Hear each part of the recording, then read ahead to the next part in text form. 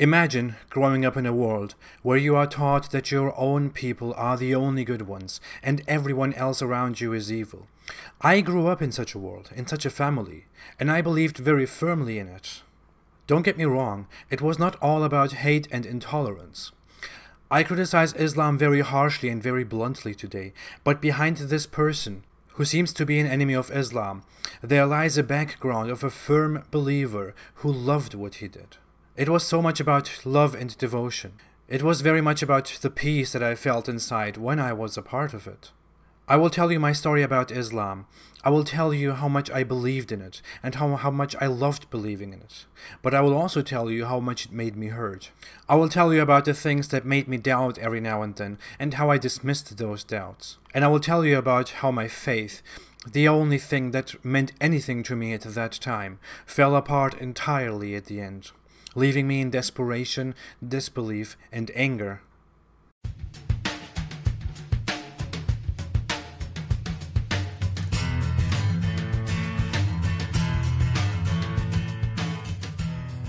I was born in Germany into a Turkish Muslim family as one of 3 children. My parents were always, as far as I knew them, part of a Sunni Sufi sect that was located in Turkey, but they also had a very, very strong presence in Germany, especially around the place we lived. It was a bit weird. I grew up in that family, but I can remember from my very early childhood that my parents would listen to music. And they had this stereo system at home, which was very nice and popular back then. Later, not much later, they totally abandoned the whole music thing because they consider music haram. They consider it forbidden in Islam. It is actually what scholars and sources tell us is that music is forbidden in Islam. And one hadith even tells us that near the end times there will be more female singers, and that's something very, very bad. Anyway, my parents were part of a sect. When we were still little children, my parents would take me to that sect very often, but my brother and me, we never wanted to go. We still didn't want to go until, I don't know, until I became religious, and I will come to that later. I grew up in Germany, and I went to an upper grade of schools in Germany, one where the presence of immigrants is much less than in the first regular grade where everyone is. My relations were mostly with German people, with German friends, with German teachers, but the impact of my Turkish Muslim background had impacts on me. For example, even if I considered those people to be my friends, and even if I respected my teachers at school, I would always have this thing on my mind that they are Germans and Christians and infidels. There is a word called gavur in Turkish, which comes from Persian and is derived from the word for infidels, which is kafir in Arabic. So it is basically a slur for people who don't believe in Islam or who don't believe in God. And I can remember my father using that word very often. I can remember probably every Muslim family that I have ever seen use that word, especially in the West, when they refer to the normal people outside, to the Christians and irreligious people and so on. So while I was friends with those people, and while those people were my respected teachers, I always had in the back of my mind this thing that they were Germans and infidels, you know? So the respect that I had for them was never the same as the respect that I had for Muslim people. So even though I was a good kid, I still had my Turkish Muslim background. I had problems such as the Turkish view on children, the Islamic view on children. You know, when you are in the West, it is pretty normal that your parents take care of you very much outside of the house and inside. That they provide you with the money that you need, that you can eat anything outside, that you can buy everything. I didn't have those things. German schools mostly have bakeries with very, very nice smelling things. But that was always forbidden for me. So I had pretty much never money on me. And having no money on me led me also to do things like a robbery. I was involved in a robbery. It's a shame. I'm over it. I don't do such things anymore, gladly. Another disadvantage of growing up in a religious family, especially in a Muslim religious family, is that I had no idea about sexual education. I mean, I learned all those things at school. Like, people around me would know many things already, but I didn't know anything. So I had to learn things from the TV, from school, from others. Maybe that's why, as soon as I got access to my own computer, which was a used one, I became a total internet geek. I would spend day and night on Wikipedia, jumping from article to article, and I still do that. I wasn't abiding by all the rules. I mean, in Germany, I also started to drink alcohol at a very early age. That was like 13 or something like that. My parents found out about it. It was horrible. Well, I endured some things. Like, when I was out for too long, sometimes my mother would beat me, and that is considered very normal in Muslim culture, that children can be beaten. I mean, that's based on Islam, and it's also pretty normal that older people who take care of younger people hit them every now and then. But I will come to that point later. Then came the news. My parents, obsessed with their sect, told us that we are moving to Turkey permanently. I didn't want it, but I had no choice. I had no say in this. Eventually we moved to Turkey, where my parents told us that we would be much better. We would live in a much better place, because Turkey is a predominantly Muslim country, which is better for us Muslims to live in, instead of living in Germany, where we Muslims are not supposed to live. That's actually an Islamic way of thinking. In Islam, Germany and European countries, non-Muslim countries, are considered a Darul Harb, which means a land of war, a land where Islam doesn't rule, a land where Islam is not dominant. And you're not supposed to live in those countries except if you really have to, for financial reasons, for work, or for education, or for jihad in the sense of proselytizing. So in Germany, my view on people was very much influenced by my parents and their views, by Islamic views. I mean, the word that I associated with Christians the most was pigs, and that was not a coincidence, because that was what I was taught. I was taught that Christians are bad, that they are not our friends, and everyone is jealous of Turks and of Turkey, and they are only nice to us because they are afraid that the Ottoman Empire might rise again. But Christians were at least considered better than Jews. No, I'm not supposed to say that. I learned that it's better to say that Jews are worse than Christians, because I shouldn't in any way say that Christians are better than something. That's wrong. Well, my view on Jews, I can say very clearly that the anti-Semitism in the Islamic world, in the Muslim world, is not based on what Israel does and the Israel-Palestine conflict right now. I mean, that might have triggered something, but the anti-Semitism is a total natural thing in Islam. That's mainstream Muslim culture. Muslims hate Jews for no reason. The majority of Muslims never met a Jew, but they hate the Jew because that's what they are taught. They are taught to hate Jews because they killed the prophets. They are told to hate Jews because the Quran condemns Jews. They are told to hate Jews because Jews are traitors. And lastly, the Israel problem. If you grow up in a Muslim family, you are taught that behind every bad thing there might be a Jew. Jews rule the world, Jews make all the problems, Jews cause all the wars, and so on. That's not just our family. You can see that anywhere. You cannot so easily see that if you are an outsider, if you are not a Muslim and you talk to Muslims. But you can see that very, very well, and I'm exposing this here. If you are a Muslim, that if you go among Muslims, there is this extreme hate against Jews, not only against Zionists, not only against Israel. There is this hatred of Jews. In my example, we had a neighbor, a very, very kind woman who was one of Jehovah's Witnesses. But my mother apparently somehow mistook her for a Jew. And she told us only that we should stay away from her because she's a Jew.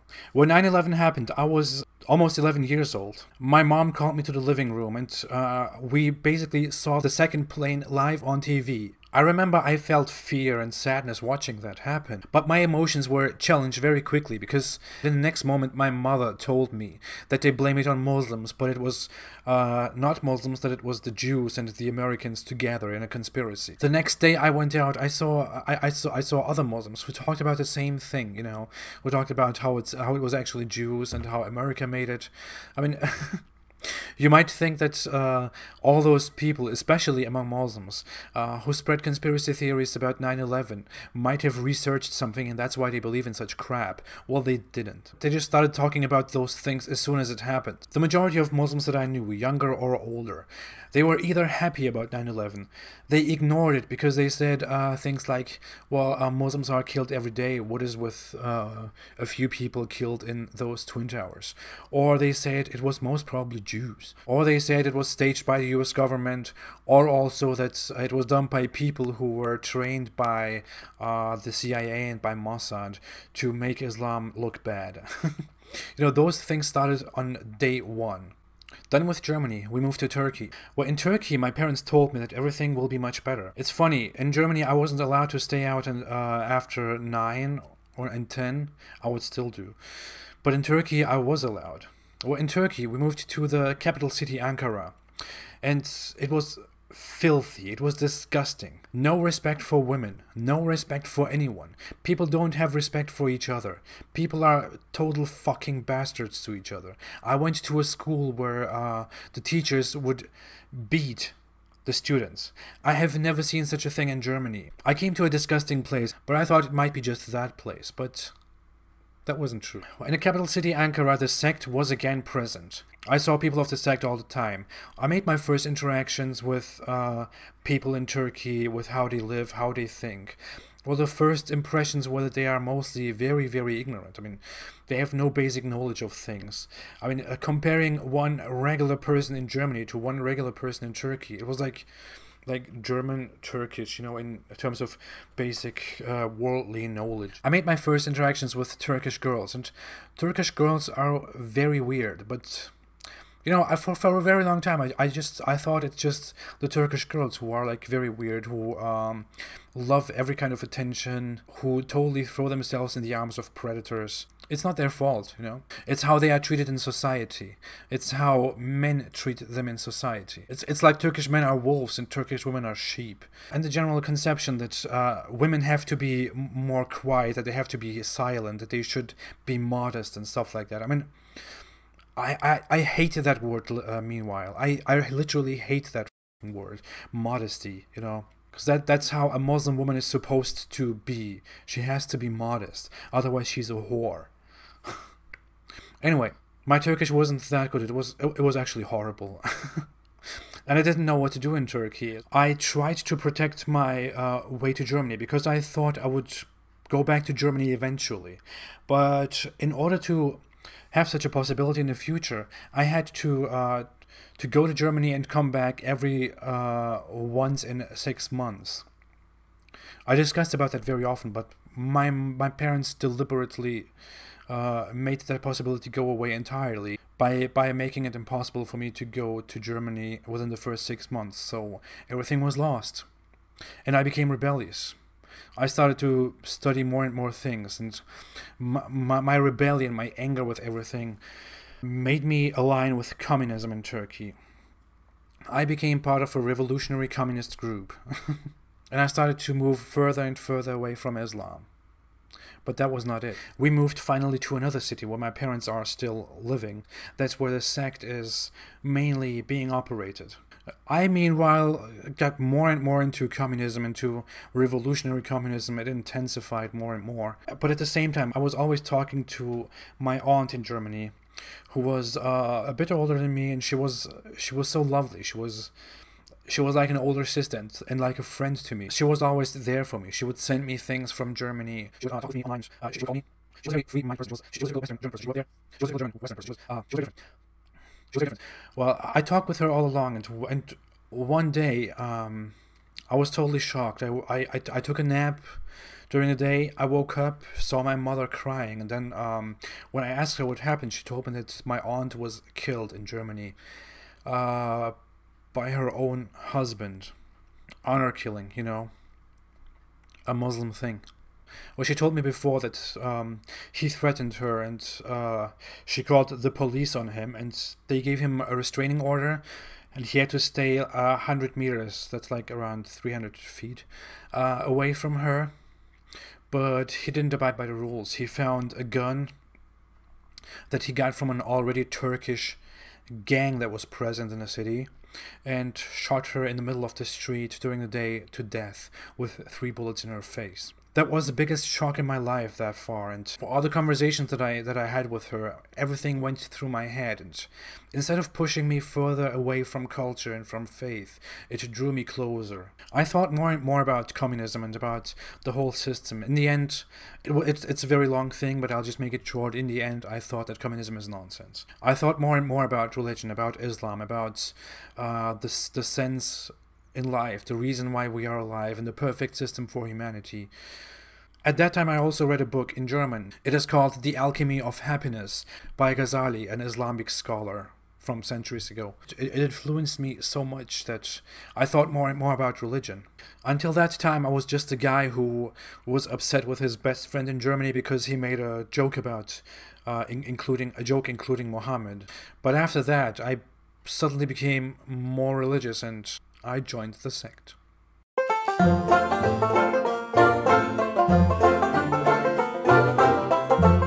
So I joined the sect.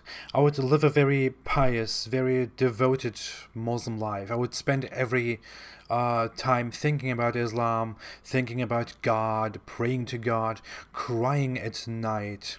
Thank you so much for accepting me into your religion. Please never let me go. Please never let me die without faith. I even had this stupid prayer. Please never make me have doubt. Please never allow me to leave the faith.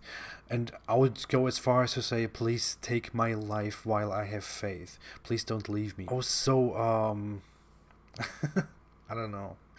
I would regularly go to the mosque. I would pray all the time. I would wake up at night and don't go to bed before I pray.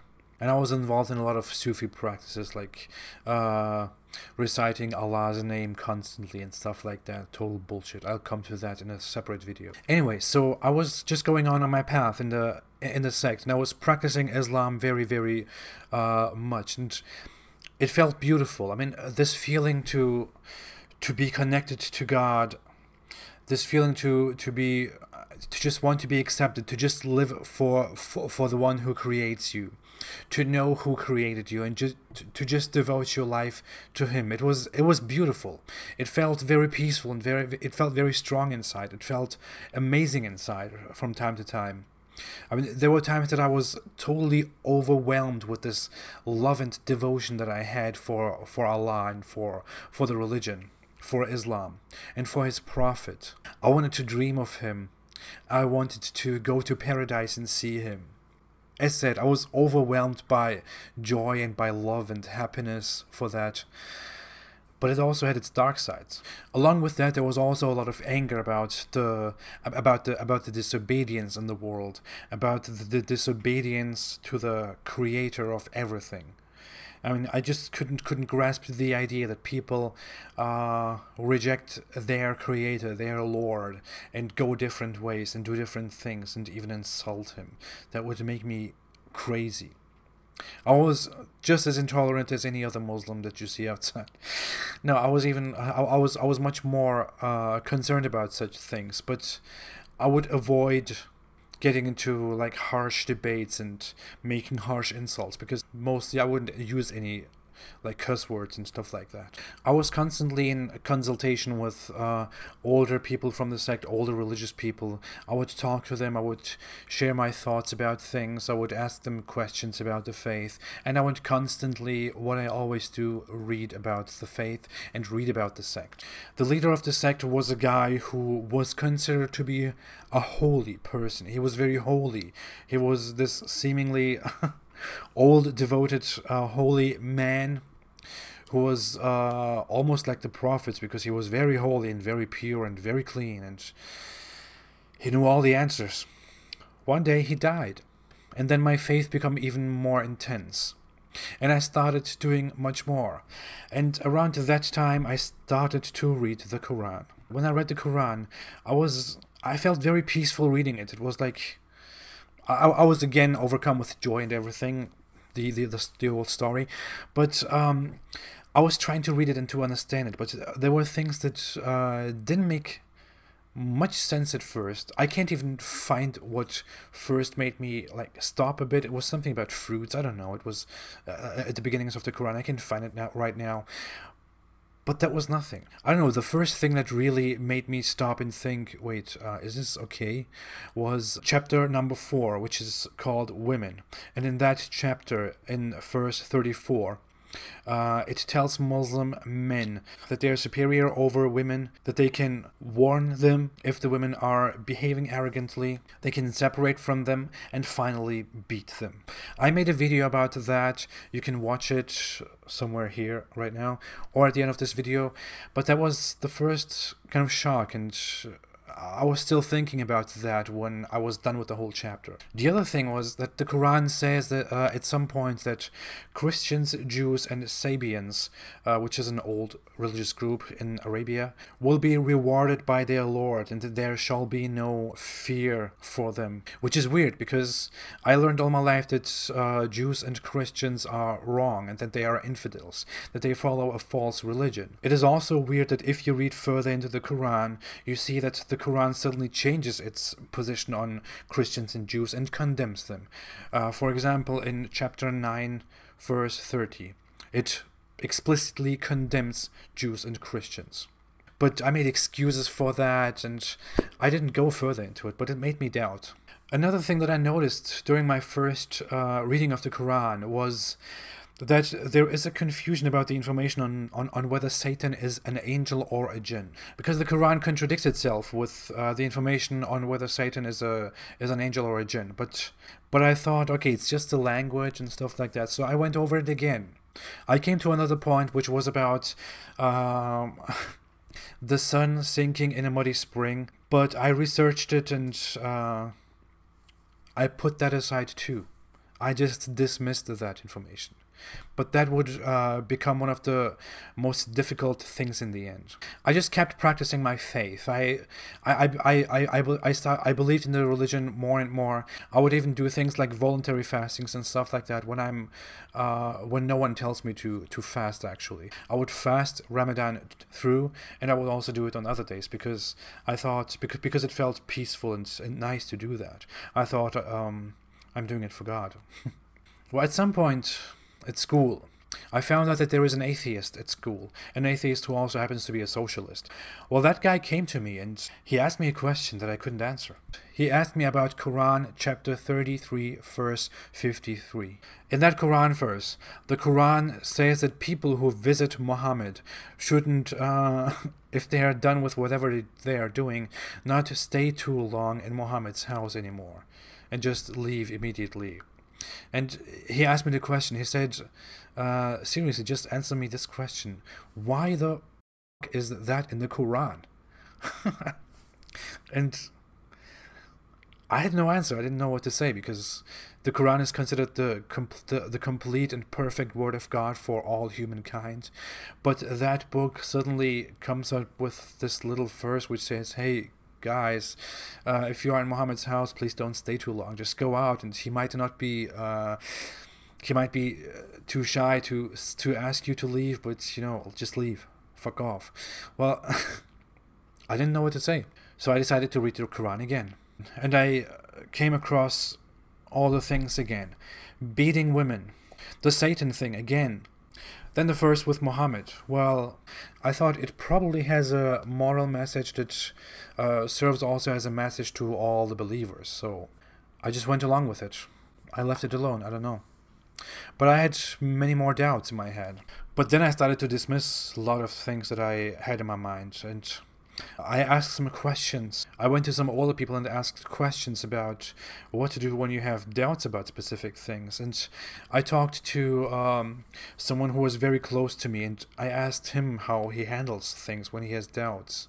Well, he told me he had doubts about specific things too, but he just overcomes these things by thinking it through, by thinking about the reason, and by asking Allah for understanding and forgiveness. Which is understandable, because if you just think it through and if you don't want to believe that there is something wrong about it, then you find a stupid reason for it. Anyway, I came back to my faith.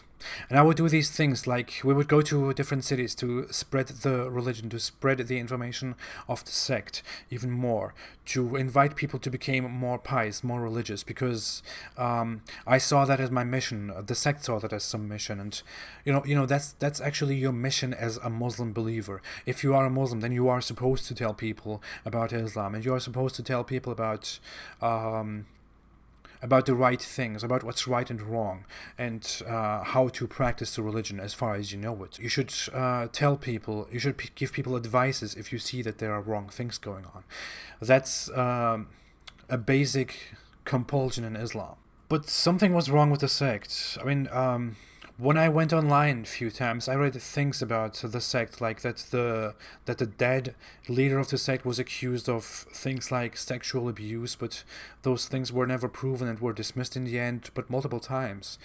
And eventually, when we went to one of those cities where I was again to spread the knowledge, some guy who knew the leader in the past confronted me and said, "Hey, that leader of the sect, the guy who died, and I'm glad that he died, he was not as innocent as you think he is. Just go around and ask people in your own sect why he moved to a different city in the beginnings of his career as a holy leader." Well, so I started to ask questions among all the people in the sect, but the answers they gave me were not satisfying. They were like, people just talk, don't listen to them. It wasn't satisfying. I thought more and more about things, and reading more and more the books of the sect, I found contradictions. I don't know, it was a very respected sect, but I found, as said, contradictions in the books written by the same person about how we should practice things, and rules that I went with much stronger because I was in a sect, became harder and harder to abide by. So my sexual repression that I forced on myself started to go crazy, and my control over myself started to become weaker. So I started to do something again which I didn't do in a very long time back then. It's a bit awkward, yes, but I started to masturbate again. And I felt so fucking awful. I wanted to cut my penis off, literally. Because I felt sick and I felt sad, and I asked God for forgiveness. I asked Allah to give me strength again to overcome my sexual desire. I didn't realize back then that the sexual desire is just what's naturally in me, that I can't overcome that. Well, I realized it much later. I went to the military.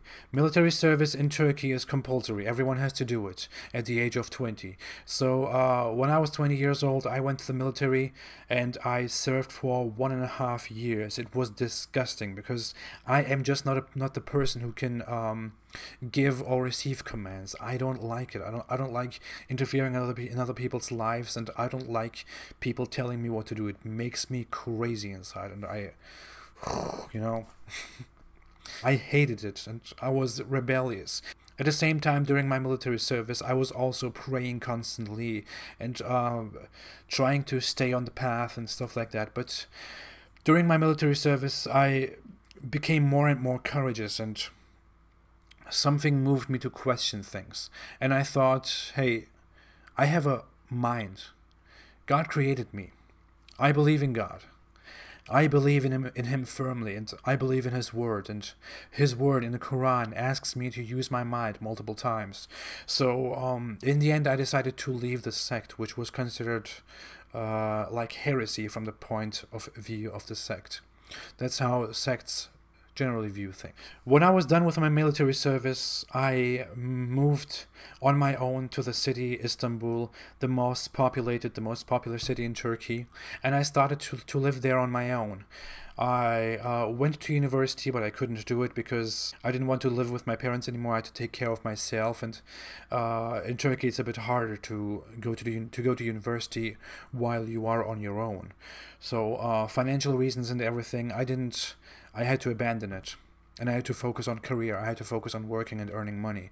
So I became very successful in my career suddenly. At the same time, for 1 year after leaving the sect, I still thought very often about Islam and about the whole religion. And after I left the sect, I was much more courageous, and I was much more It pushed me to question things more and more. And I stopped practicing things. In Istanbul, everything was much more different. People were not like Europeans, but it was more like Europe than it was like Muslim culture. Things became more difficult because I remembered my childhood. I remembered Germany. During my time there, I decided to read the Quran again because I had so many things in my mind, and I tried to ask questions, I tried to Google those things, I tried to ask scholars, but some things just didn't make sense, and the answers were not satisfying. I thought about all those things, and while I read the Quran, I came across the wife-beating thing again. It was wrong, because I grew up in a country where women and men are equal. In Germany, I thought more and more about things, about the contradictions in the Quran. I thought about the fact that the Quran tells a story of where a guy goes to the west and finds the sun sinking in a muddy spring. And I asked questions about it. I tried to find the answer to it, and the answers were just not satisfying. It was totally absurd. That question was one of the harshest ones. It disturbed me so much. I saw contradictions between the Bible and between the old scriptures, the New Testament and the Old Testament, and the Quran. The Muslim perspective was always that the New Testament and the Old Testament, which they just call Bible and Torah, were changed, but that didn't make sense. And there were just some contradictions that didn't make sense, because even if Jews and Christians changed their scriptures over time, why would they change very simple information that has nothing, that would in no way make Christianity or Judaism superior to others? And I read things like that Allah holds the sky, otherwise the sky would fall down. And the Quran says many times that the end times are very near as it was never before. Well, it's been 1,400 years. The Quran condemns believers of other religions. The Quran condemns Christians and Jews just because they were born Christians and Jews, just because they didn't have the same chance to believe in Islam, to believe in Allah. I was thinking about that. You know, I see a lot of Muslims around who are disgusting people, awful people, but those people will go to heaven because they believe in Islam. But there are wonderful people living in Germany, for example, who were born into a Christian family, who just didn't have the same chance, and they will go to hell because they didn't believe in God. Which made me think again, if I was born into a Christian family in Italy or in America, would I be a Muslim right now? Probably not. I thought about how the West treats minorities, how the West treats Muslims, how the West treated me, how Germany treated us, compared to how Muslims treat others, how the Islamic world, how Turkey treats others, what we think of others. And I thought, are we the merciful, good ones? Is that really true? There was always this warning against questioning Islam. Whenever you have some doubt in your mind, you were supposed to say, please God forgive me, astaghfirullah, and please keep me away from such thoughts, I seek your forgiveness, and stuff like that, you know. But I thought, we have a brain that God gives us, and he tells us in the Quran many times that he gave us a mind, that we should use our minds. And I thought, why is it so bad to use this mind to question what I'm believing in? Why is it better to believe in a religion without even thinking about it? Why is it better than questioning it? Why is doing what was just put into your mind better than doing what you actually want to do because you know what you do? I got myself the New Testament and the Old Testament. I read it, but I was totally wrong about those books. I mean, it was weird to read it, yes. But what was really weird was that I was totally misinformed about those books. But I will come to that again in a different chapter. I thought about the things like that Muhammad married Aisha at a very young age, at the age of 6, and consummated marriage when she was 9. And I tried to find excuses, but, you know, if you are not really interested in honesty and information, and you just want to stay a Muslim, it's very easy to just accept some different story about that. But if you actually value information, correct information, then you can only come to one conclusion, that Muhammad actually married a little girl. And it disturbed me. I just couldn't accept it. And I read about apostasy. I read about what happens to apostates, and how apostates stay silent, how they don't tell anyone. For a good reason, because apostasy in Islam is considered the absolute sin. It's, if you are an apostate, you are lower than everything, and you deserve death. Hadiths say that apostates should be killed. People who leave the religion should be killed. What made me think again? Like, if this is the right religion, if this is the peaceful, right religion that God gives us, that God wants us to believe, us flawed people, why would he order other people who are also flawed to kill us because we lost faith? And I ask myself, can I really do that? Do I really have the courage to do this? Well, I remember that moment. Everything stopped for a bit, and I just thought everything through, and I laid down and just looked up to the ceiling. And I thought to myself, you have seen everything. You have studied everything over the last years. You can do it again. But from what I have seen so far, it just doesn't make sense. And if I'm wrong, then God forgive me. But I'm not a Muslim anymore. Then I was done with it. Until that moment, everything that made sense to me was Islam. Allah was with me all the time, and Allah was the reason why we are alive. Suddenly that was gone. I thought about it day and night. I was suddenly desperate, and I felt lonely. I felt useless. I felt like I have no purpose anymore. But I studied it day and night, and I found more and more reason why Islam is wrong. One day I came home from work, and I saw this show on TV where they were discussing about near-death experiences and about supernatural explanations and stuff like that. It had nothing to do with what I believed in, but it triggered something. I was so desperate, so devastated, and after watching that show, I felt even more depressed. I felt awful, and I felt like there is no purpose anymore. So I went to my room and moved to my window, and I lived in like the 6th floor. I was about to commit suicide. I almost did it, but something held me back and I didn't do it. I thought, okay, here is the deal. Do something in life. Care about yourself from now on. Care about people from now on. Care about the world. Care about all the problems that we have. Focus more on yourself and on everything that is actually real and everything that you can see. And I started to follow atheist pages and stuff like that on Instagram and on social media. And I had an exchange of messages with one of those pages that I used to follow. We started to know each other more and more, and we started being more and more interested in each other. So, but she lived in America and I was in Turkey, so she came to visit me. And she also inspired me to create the whole apostate prophet thing on Instagram. It was then when I realized I am not safe in Turkey, because in Turkey it is a crime to criticize Islam, it is a crime to criticize the government, it is a crime to criticize Turkey and to criticize Muslims. It's a crime. I could have been locked up all the time. I didn't feel safe anymore, and I wanted to go to a different country anyway. I made all my plans, but then, thanks to her, we made a new decision and we changed everything, and I moved to the United States of America, and now I'm here. And now she's my wife. Now that I'm here, I feel fearless. And I want to speak out everything. I want to tell you everything that I have on my mind, and everything that I made it through, everything that I know, everything that I read. I want to tell you the whole truth about Islam and about Muslims. I think everyone has to know this. It can't stay a secret.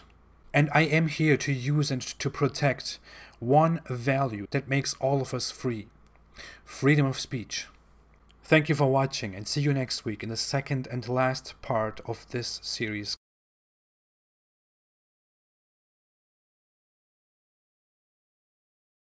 Thank you, and see you next week.